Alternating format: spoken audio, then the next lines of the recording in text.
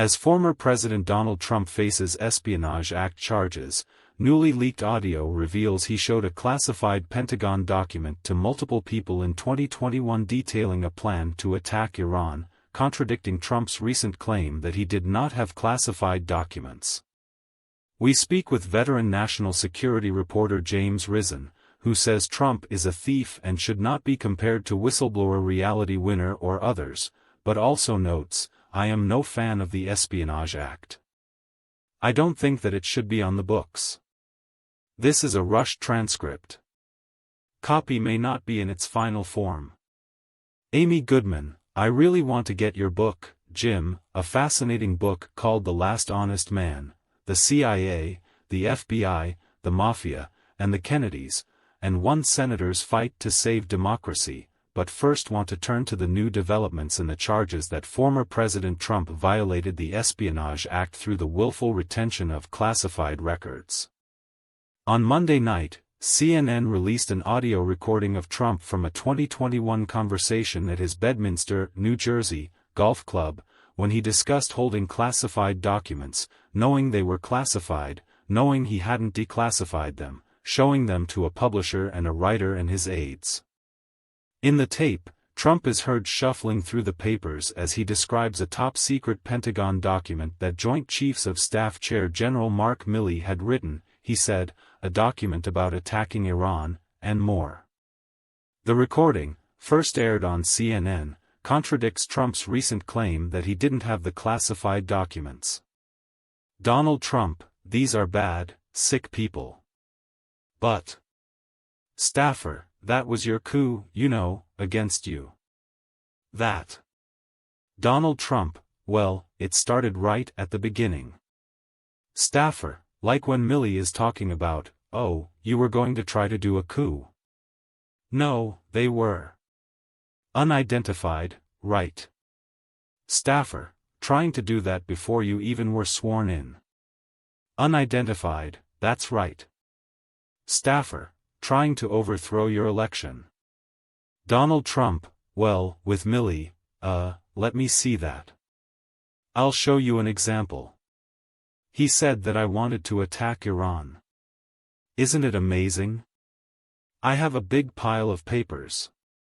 This thing just came up. Look. This was him. They presented me this is off the record, but they presented me this. This was him. This was the Defense Department and him. Writer, wow. Donald Trump, we looked at some. This was him. This wasn't done by me. This was him. All sorts of stuff, pages long. Look. Staffer, Donald Trump, wait a minute. Let's see here. Unidentified, oh gosh. Oh my gosh. Staffer, yeah.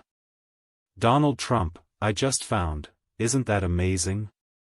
This totally wins my case, Staffer, Donald Trump, except it is, like, highly confidential.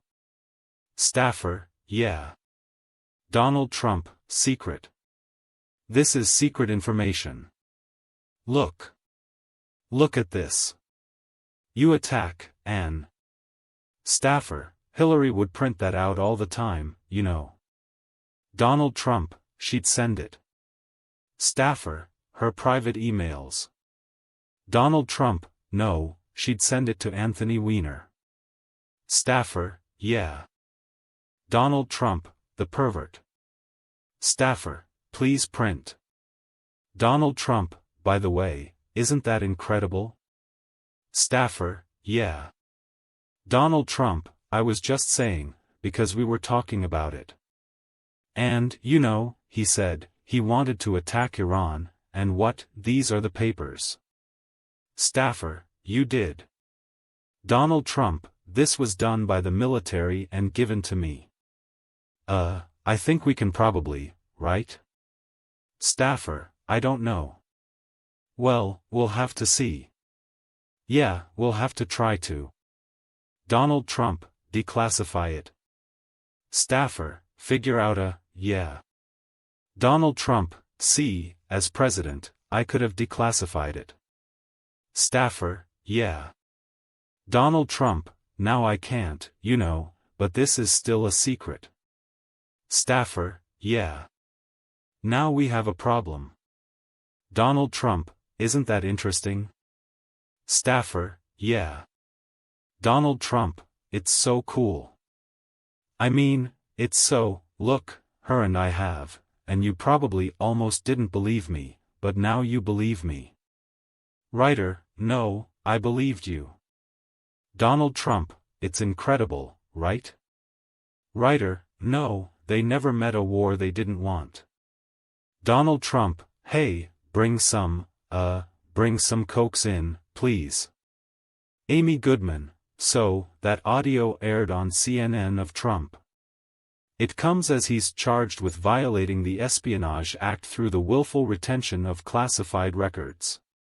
He also faces 6 counts, including obstruction of justice and false statements, at a federal trial in Miami scheduled for August 14.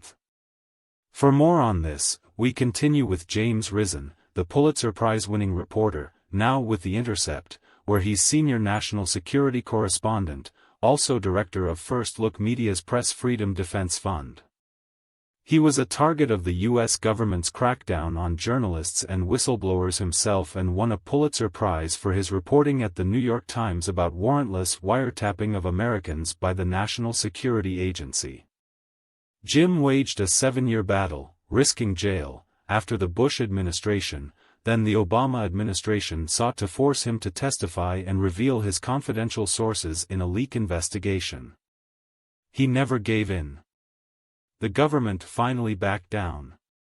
Well, now he's written a piece for The Intercept headlined, "Don't Compare Donald Trump to Reality Winner." He's no whistleblower. He's just a thief. Can you elaborate on this, Jim? James Risen, yeah, sure.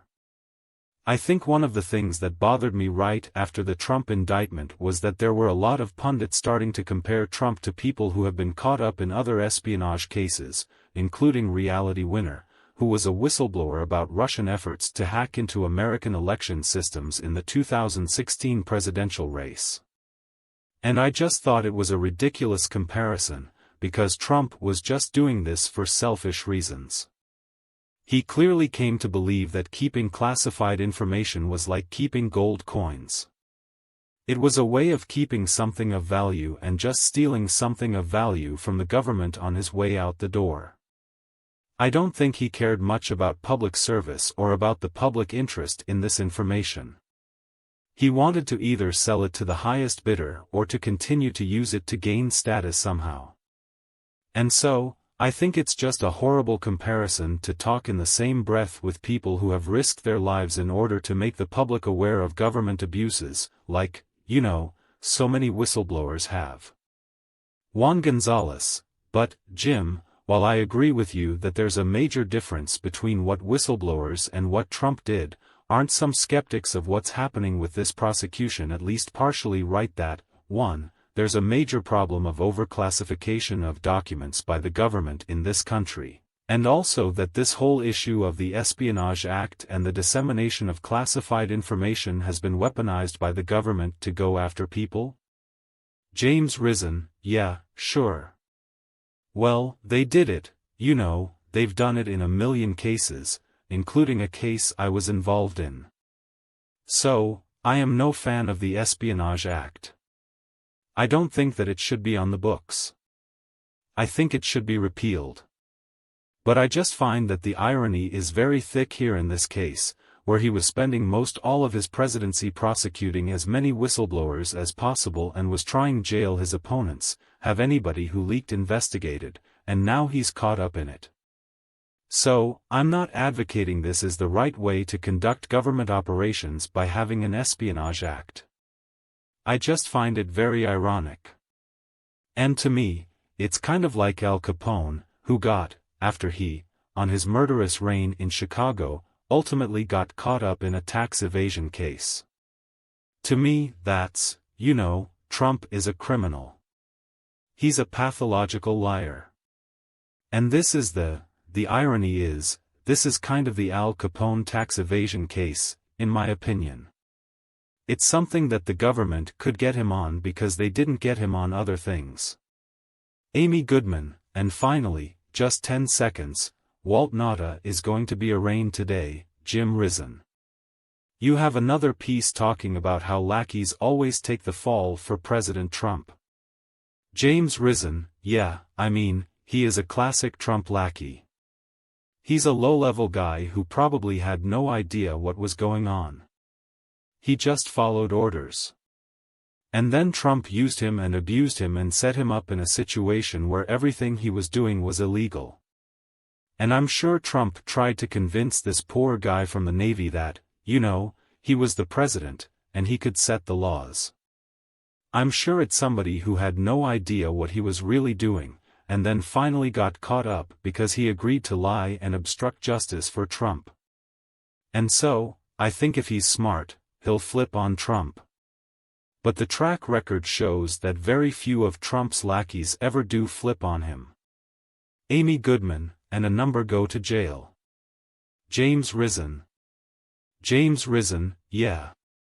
Amy Goodman, we're going to continue with you after break, Pulitzer Prize-winning reporter, formerly with the New York Times, now with The Intercept.